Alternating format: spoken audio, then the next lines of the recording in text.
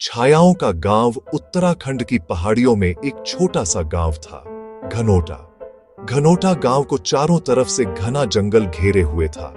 सुबह की धुंध और शाम का सन्नाटा यहाँ के लोगों की जिंदगी का हिस्सा था।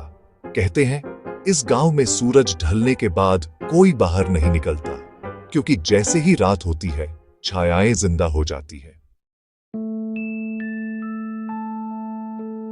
दिल्ली से एक युवा फोटोग्राफर आरव मिश्रा एक दिन वहां पहुंचा। उसका इरादा गांव की प्राकृतिक खूबसूरती को कैमरे में कैद करने का था।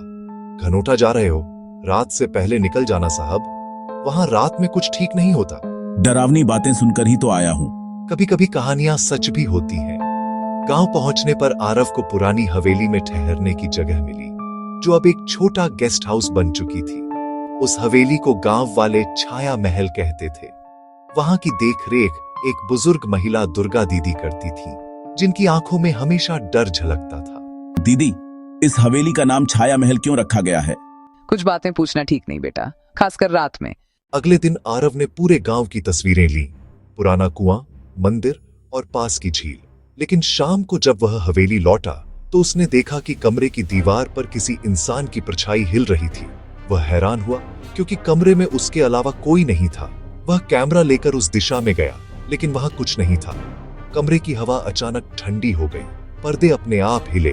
तुम यहाँ क्यों आए हो? आरव ने पलटकर देखा, कोई नहीं। उसने झटपट कैमरा ऑन किया और कुछ तस्वीरें ली।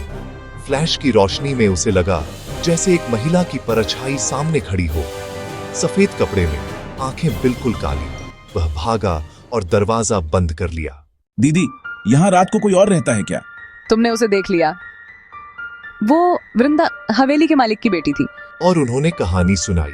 साल 1947 जब गांव में अकाल पड़ा था, तब हवेली के मालिक ने अपने खजाने को बचाने के लिए अपनी बेटी वृंदा को हवेली के तहखाने में बंद कर दिया था, ताकि कोई चोरी न करे। लेकिन वह अकाल महीनों चला। जब तक कोई तहखाना खोलता, वृंदा की मौत हो चुकी थी। कहते हैं मरने से पहले उसने कसम खाई थी, जो भी इस हवेली का सच जानने आएगा उसे मैं अपनी छाया बना लूंगी।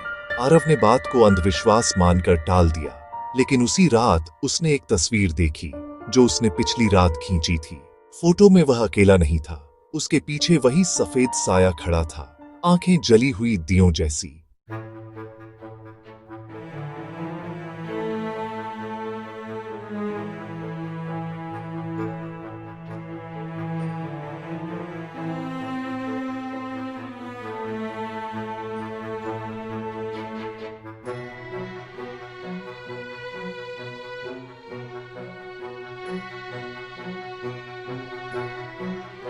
मैं जिंदा हूं, मुझे मत भूलना।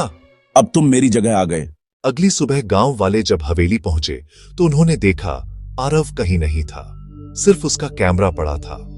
कैमरे की आखिरी तस्वीर में वही तहखाना और एक इंसान की छाया दिखाई दे रही थी, लेकिन चेहरा वृंदा का था।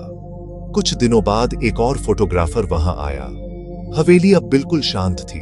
उसने दीवार पर एक नया फ्रेम देखा, आरव की तस्वीर, मुस्कुराता हुआ। नीचे लिखा था, guest number 47, forever in Shadow. जब उसने कैमरा ऑन किया तो उसके पीछे कोई हंस रहा था। 3 महीने बाद दिल्ली में एक फोटो एग्जीबिशन लगी, लॉस्ट विलेजेस ऑफ इंडिया। उसमें आरव की वही तस्वीरें प्रदर्शित की गईं जो उसके कैमरे में मिली थी।